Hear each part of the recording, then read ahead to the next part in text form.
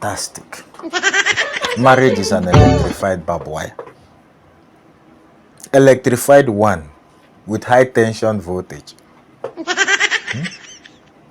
Now, this is my Nigerian sister. She come out, come tell her story. She was inspired by a older Nigerian American girl, Danish deception, because that's how she wants to do it. But her own is a Temu Danish deception. Because to tell story well, hapana. To tell correct story. Did you see the way Danish deception did her own? She told the story, pam, pam, pam, pam, pam. You tried to copy it, then you did it from Temu. Anyways, she talks, say her husband asked her for threesome.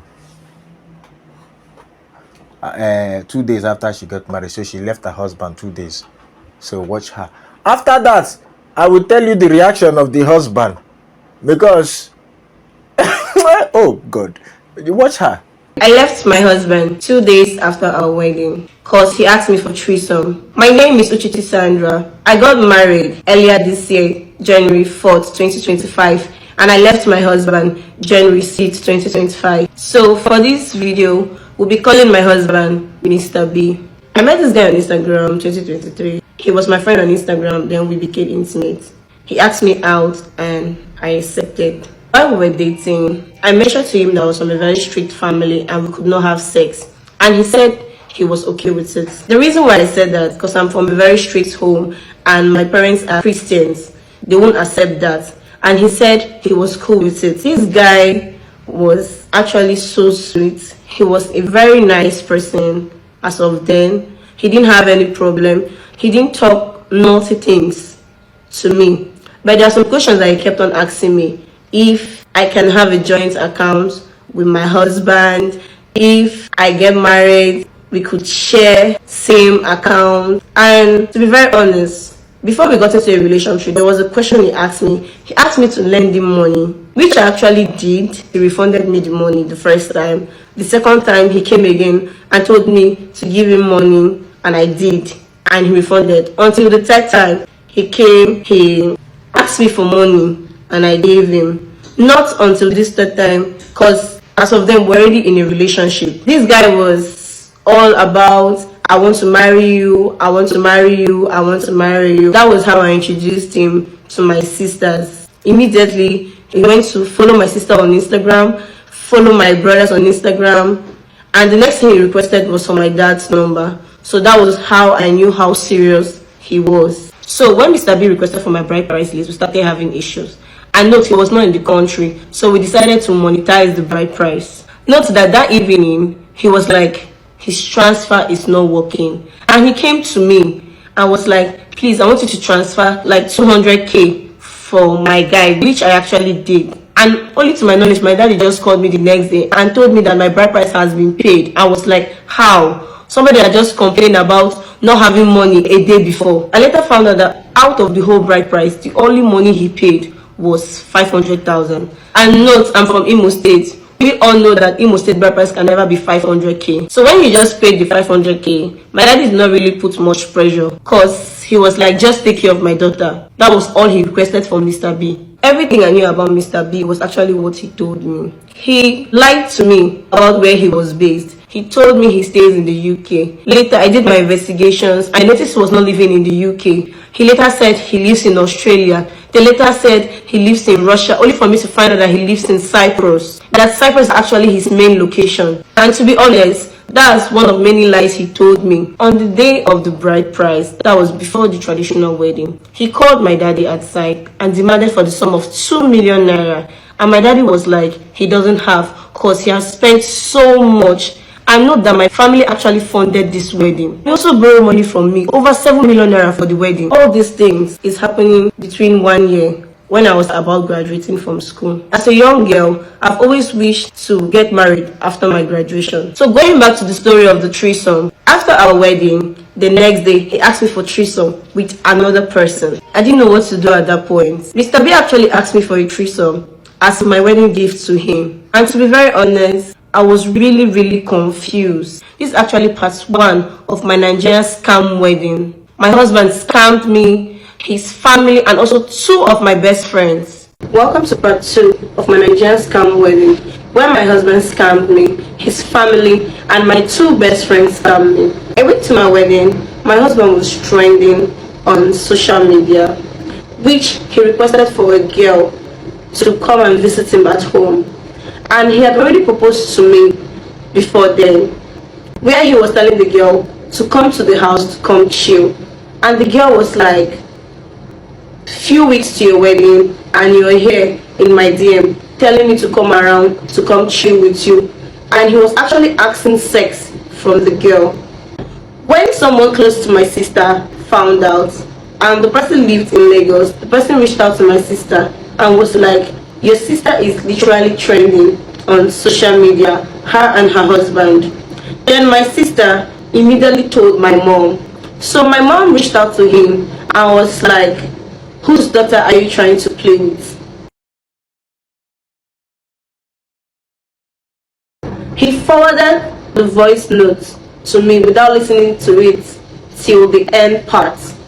So when I rushed down to my mom, I was like, Mommy, what's going on? Because I didn't understand why my mom was saying, whose daughter are you trying to mess with? So I rushed downstairs. I was like, Mommy, what's going on? As at that time, my mom did not want to really hurt my feelings. She told me that she was pranking him. But I know there was more to it, because she sounded very heartbroken in that voice note. I reached out to him. I was like, if you don't tell me the truth, I was going to do something he wasn't going to like. I started pleading with my mom and had to tell my mom to beg me on his behalf, which my mom later spoke to me and was like, it's a mistake, let me forgive, because I'm a Christian. In the midst of this chaos, I hadn't actually seen the screenshot chat of him and the girl. It was now later that my sister showed me. With everything that went wrong, I was still a little bit traumatized, because why would you tell me that 1 week to your wedding, when we are all around, running around, planning this whole wedding, he's on social media messing around? I was actually very disturbed, and to be very honest, it started affecting me emotionally. 3 days to my wedding, he stopped picking my calls. I rushed to my mom. I was like, Mommy, this guy is not picking my call. She was like, it's just the whole wedding stress. My mom talked to me as an African mother that will always talk to her child, and like, oh, marriage is all about this, marriage is all about that. And I understood. So that fateful day, I sent him a message, a very loving message. This guy, Mr. B, decided to still snub me 2 days before the wedding to pay my dowry. I was actually upstairs sleeping when my junior brother came to wake me up and was like, Mr. B is here, him and his people. And note, I was very sick that day because I was down emotionally. I wasn't thinking straight anymore. So he came upstairs. Immediately I saw him, I was like, why are you trying to hurt my feelings so badly? We had a conversation concerning what was trending online. He just told me that it was an old chat of him and a girl talking randomly. And I chose to believe him because he had a big space in my heart. He began to apologize. He sweet talked me back and we were cool. Fast forward to paying my dowry. We traveled down to the village for him to pay my dowry. I went to the village. He requested that he wanted to speak to my mom and my dad, especially my dad. When he met my dad, he requested for 2 million naira. My dad was like, he already spent so much for this wedding. In our days of courtship, he used to ask me questions like, can you have a joint account with your partner? And I'm like, only if it's for the kids. He kept on asking those kind of questions. Sometimes he would tell me, can you give a man money? I found it really weird for a man to be asking you those kind of questions. But that time, I didn't really reason it because I was in love. Fantastic, you see it. Is it me or this girl cannot tell a coherent story?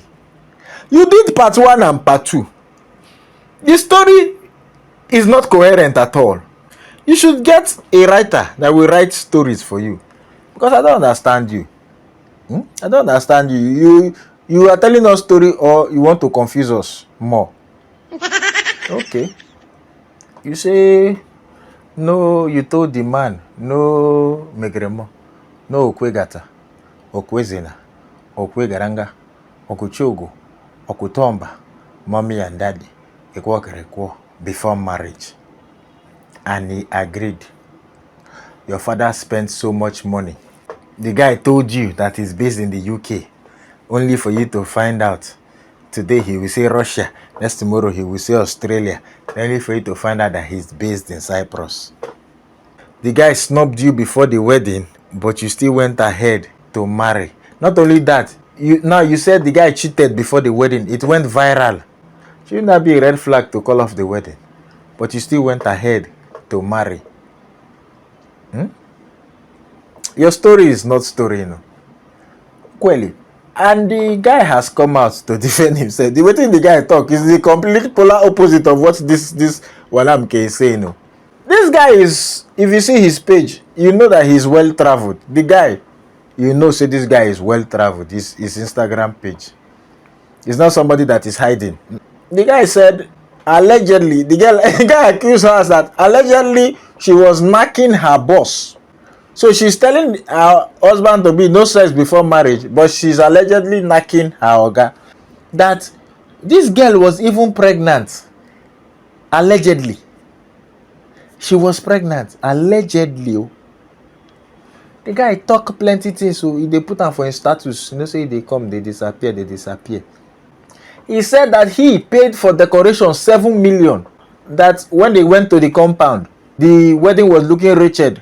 He was looking poor. That the family wanted to squeeze every life, every juice out of him. He had to kimbia. That he was the one that called off the wedding on January 15th. Not what this girl claims. He said the person that told her to come outside and set ring lights is to blame. She hates her so much. I ended the marriage on the 15th of January and I left everything and decided to focus on my life. Yet they are still fighting to pull me down. Billionaire wey the daughter give me 7 million and billion wey fund my wedding no fit floor him house. How much be flooring, Biko? The plan they had for me didn't work. They are doing everything to damage control, but the whole world knows the truth. They are still forging and editing nonsense just to make themselves relevant, but it's too late. First time it was I did threesome days before the wedding. I asked her for threesome. Then she said she gave me 7 million. Then again, the family did my wedding. All lies. They didn't expect it to turn out this way. I spoke out. Now they are sad I did. That's just a few. Make the not talk say I they read, because somebody came to accuse me, say, Mr. Fantastic, you're always reading. You're always reading. Now you go school pass. So I don't want to read too much. Anyways, the guy is saying everything the girl is saying is a lie. He never asked her for threesome. He never did threesome. He found out that the girl was doing okogata with her boss. That's why he called up the wedding on January 15th. The family never sponsored the wedding. The wedding, two of them, they've been going back and forth. But when I listen to this girl's story, it's very incoherent. I don't understand which kind of story be that one. Is this one Dennis Deception from Temu? Anyways, marriage is a bad boy. I'll not go there fine.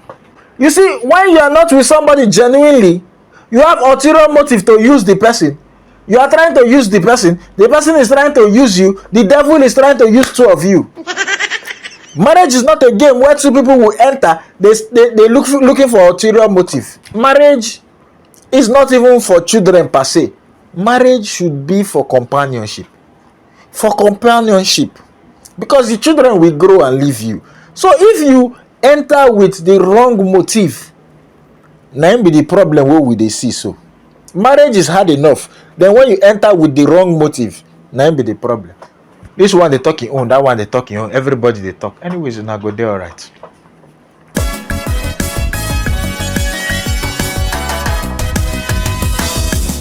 I'll see you on the next one.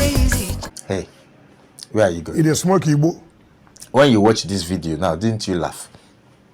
You laughed, but you still refuse to subscribe. Are you among my village people? You're among my village people. You don't want me to make it in life. Continue. You refuse. You laughed. Shouldn't my reward be click the subscribe button, click the notification bell, and click all notification? And when you finish watching, you share. Share to your friends so that they too will laugh. So that me too, I will go far. But no, you decided to be among my village people you want to watch and go.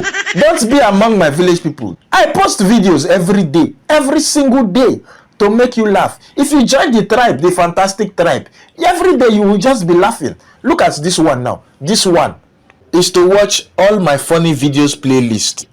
This one is to watch my last video. And this one is to subscribe.